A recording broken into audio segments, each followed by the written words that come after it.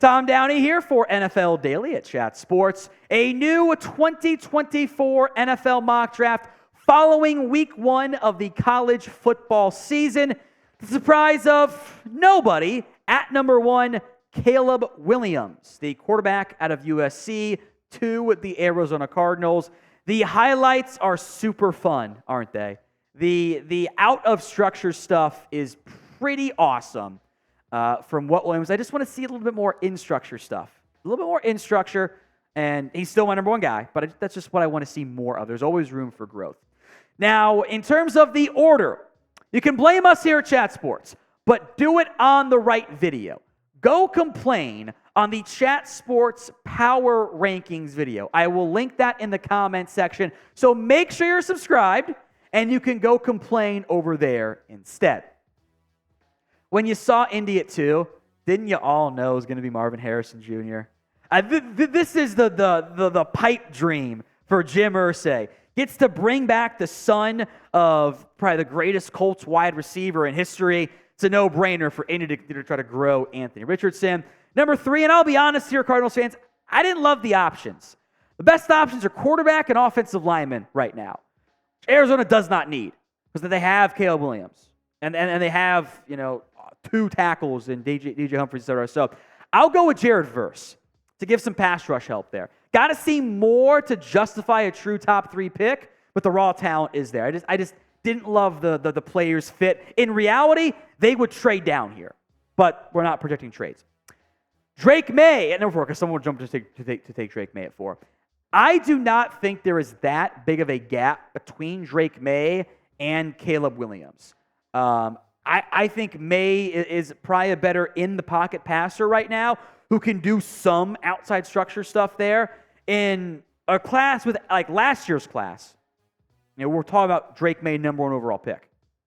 If he does what we think he will continue to do, there's a lot of stuff like kind of in that Justin Herbert mold there. But I would still take Caleb Williams over him. Who would you guys pick? The majority going to go Caleb, I suspect, but there are some Drake Maye truthers out there, I know. So pick a QB. CW for Caleb Williams, DM for Drake Maye. It is today's pinned comment. So if the ad comes here on YouTube, take advantage of it. Head down there and go vote. Number 5, the Chicago Bears. I don't love edge this early, but I didn't want to take another tackle for the Bears because you guys got mad at me even though you just play one at guard, but whatever, it's fine. It's top 5 pick. I get it. Dallas Turner, there's your unique Ngakoue replacement. Number 6, Fashanu out of Penn State. I would have gone Kool-Aid McKinstry here, but Jermaine Illuminor is your right tackle, so go plug him in at right tackle. Fashanu, I think, would have been a top 5 pick in last year's draft. I think he's that caliber of player. He was great in week 1. Big fan of his game. Number 7, Rams just take the best player on the board. That's Kool-Aid McKinstry out of Alabama. The corner has number 1 corner upside. There is your true Jalen Ramsey replacement. Let's have some fun at number 8, J.J. McCarthy. I thought, again, level of competition I know, I thought he looked awesome in week 1. I got to see all of that all year long. There is plenty of projection with this pick. But the arm talent that everyone falls in love with for Quinn Ewers, which I get, McCarthy's got a great arm too. And he's a great athlete as well. Do we see enough of the advanced, pure NFL stuff? We'll wait and see. But the Commanders are picking top 8. Means Sam Howell ain't it. Number 9, and before Bears fans go, you have Cole Kmet. You do have Cole Kmet. What I did here is I took the best playmaker on offense, Brock Bowers. And I'm going to use him as a de facto slot wide receiver. I'll say goodbye to one of Darnell Mooney or Chase Claypool, and I'll put Brock Bowers in the slot. And I can utilize some 2 tight end packages, which would be fun for a team that likes to run the football as well. I know tight end is not a need, but if you put, OW for offensive weapon, then Brock Bowers does make sense for Chicago. Number 10, let's keep having some fun here. Shedeur Sanders has always been talented. He was really good at Jackson State. It was, does that translate to the Power 5 level at Colorado? And through one game, it is a resounding yes. He executed the plays, made some downfield throws, showed some out-of-structure stuff, everything you were looking for one game only we saw from the young Colorado quarterback. Now, again, he has to do it for more than just one game. But that QB3 battle's wide open. Behind Caleb Williams, behind Drake Maye, there's a lot of good contenders. And Sanders can be one of those options. So will Shedeur Sanders be a first-round pick? Y for yes, N for no.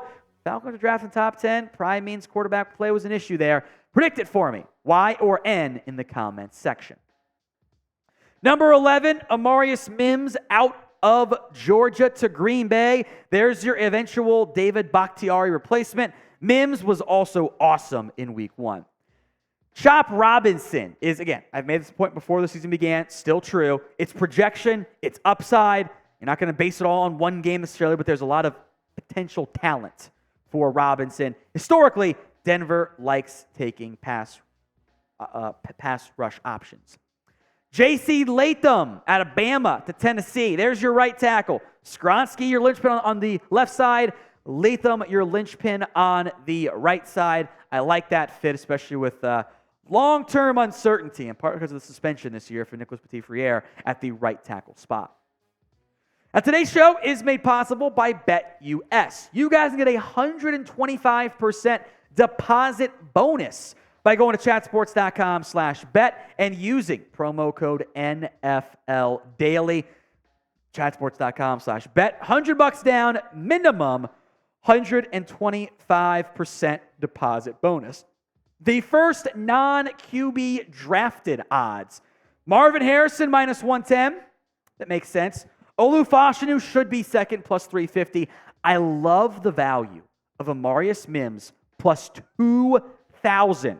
It's a long shot bet. That's really good value, though, for the first non-QB drafted. You can bet on them on overall pick, too. Chatsports.com/bet, promo code NFLDaily. Number 14, Joe Alt, you're going Tom, a tackle for the Saints. They have those guys. Yes, but they have no guards next year. They're both free agents. Pete and Cesar Ruiz are going to be free agents. So there's a player who can play guard in Joe Alt. So that's the position switch, so to speak. 15, Malik Neighbors out of LSU to the Patriots. They still need more playmakers, and with Brock Bowers gone, I do like Neighbors quite a bit. Number 16, why not reunite Kalen King and Joey Porter Jr.? Plus, you need another corner for Pittsburgh there long-term. King's got that dog in him, which I love at the cornerback spot. More reunions. Emeka Egbuka gets to reunite with C.J. Stroud. Plus, receivers a huge need. So I think it actually does make a ton of sense. The Vikings at 18. By the way, Quinn Ewers minus the mullet just looks wrong, right? It doesn't look good. Again, we'll know a lot more with Ewers after next week when he plays Alabama, but the raw talent's there.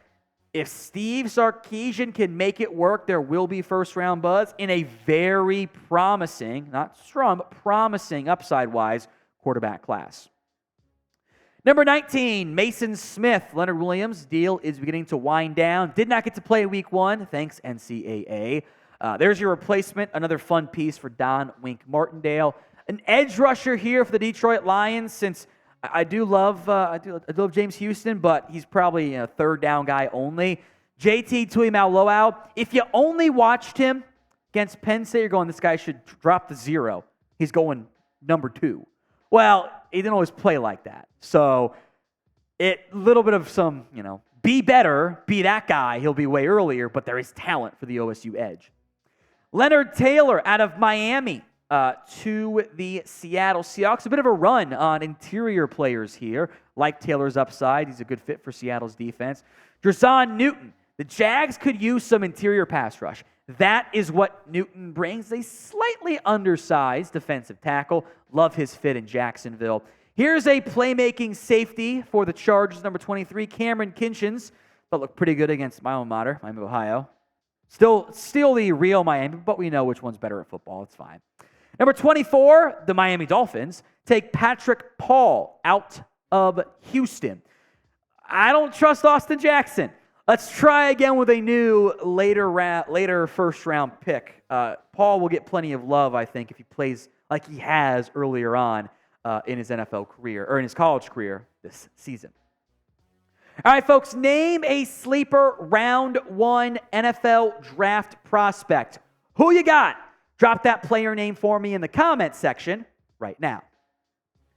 Number 25, Tyler Nubin fills a big need for the Packers at safety. I like Nubin. I think he's a really good safety prospect. Maybe more of a top 40 guy than a top 25 guy, but the need makes sense. Nate Wiggins out of Clemson. I don't blame him for the disaster in week 1. I thought he played pretty well, actually.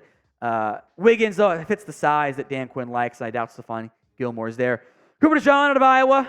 Another good Iowa cornerback coming out, maybe even better than Riley Moss was last year. Ravens have the big need. If you watched FSU LSU, you saw my boy Keon Coleman go off. He was awesome in that game. Michigan State had Jaden Reed and Keon Coleman, and they couldn't throw the ball that well. Quarterback play was terrible. Now with Jordan Travis, who's also a good draft prospect, probably day 2, day 3, Coleman is getting real round 1 buzz.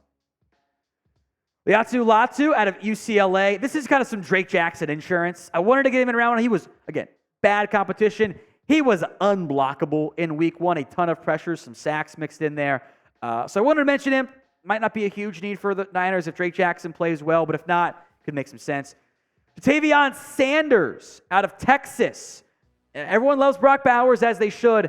Don't sleep on JT Sanders. I think he's having a really nice year this season for Texas. Barrett Carter. The Eagles don't take linebackers in round 1. That's not their MO, so I acknowledge that, but also say he's a good player. It does fill a need. Maybe Philly should break their trend of not investing much in linebacker and go spend a premium pick on a damn good player. Rome Odunze out of Washington, the Huskies wide receiver. I'm going to keep mocking receivers to the Chiefs until someone emerges as a viable number 1 threat. Well, that's Kadarius Toney, Sky Moore, Rashee Rice. Keep throwing picks since they probably might not bring back MVS next year. All right, who did I leave out of my mock draft? I promise you there are several names that stand out. Let me know who I should have included in my round 1 NFL mock draft. Some other top prospects I wanted to mention. I actually like Riley Leonard. Again, it's a really good quarterback class. Bo Nix in that conversation. It's a good class. Might not all be legitimate franchise guys, but I think you have a bunch of backups, a bunch of good backups coming out of this class at minimum. Xavier Worthy, want to mention him. I like Jason Marshall from Florida, but he got burnt pretty bad on 1 rep. McKinley Jackson, Michael Hall, both defensive tackles who have some very good upside.